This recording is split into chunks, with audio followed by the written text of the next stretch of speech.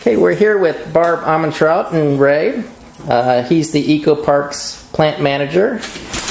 And what does that entail? So what we're trying to do out here is run businesses that help the planet in one way, shape, or form. And so the Eco Park was put together to bring sort of like-minded businesses together. We don't spray nasty herbicides out here. We don't idle our vehicles and waste energy out here. And on the flip side of things, we do grow food out here, and we harvest energy off solar panels out here, and trying to do industrialism in a little more responsible fashion. Excellent.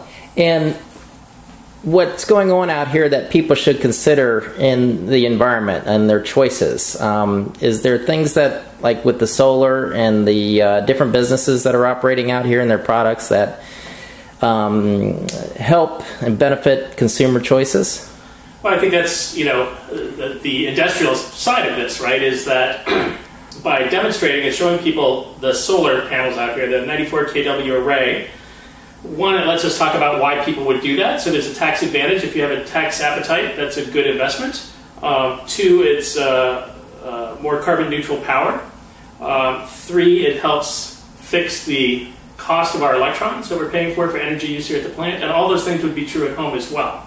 So all of those benefits can also be had by individuals. In the case of herbicides that are made here out of primarily fatty acids, again, these are things that you can use at home that you can see demonstrations of here. So, you can also come get a massage and to relax you. So, we come at it from a number of ways. We have a couple of small businesses here that are B corporations. These are for benefit corp.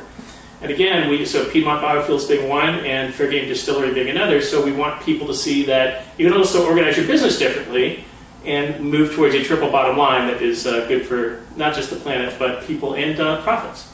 And where does the biodiesel fit in and solar?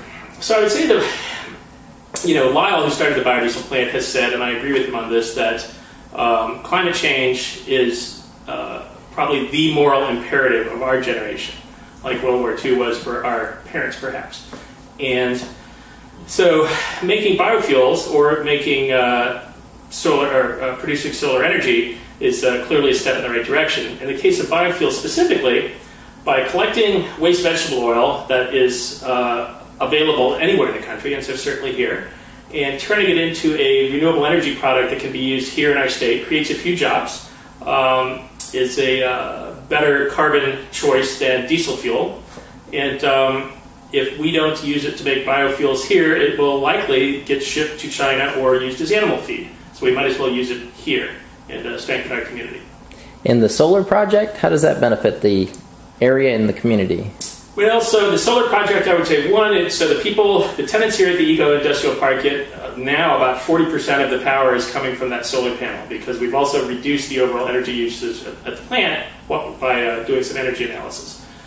Two, it's fixed the price of those electrons for them for a 15-year period. So as Duke goes and cleans up their coal ash spill and sends that bill out to all the consumers, we don't really have solar spills that we have to tag on to those electrons. The price of energy is fixed.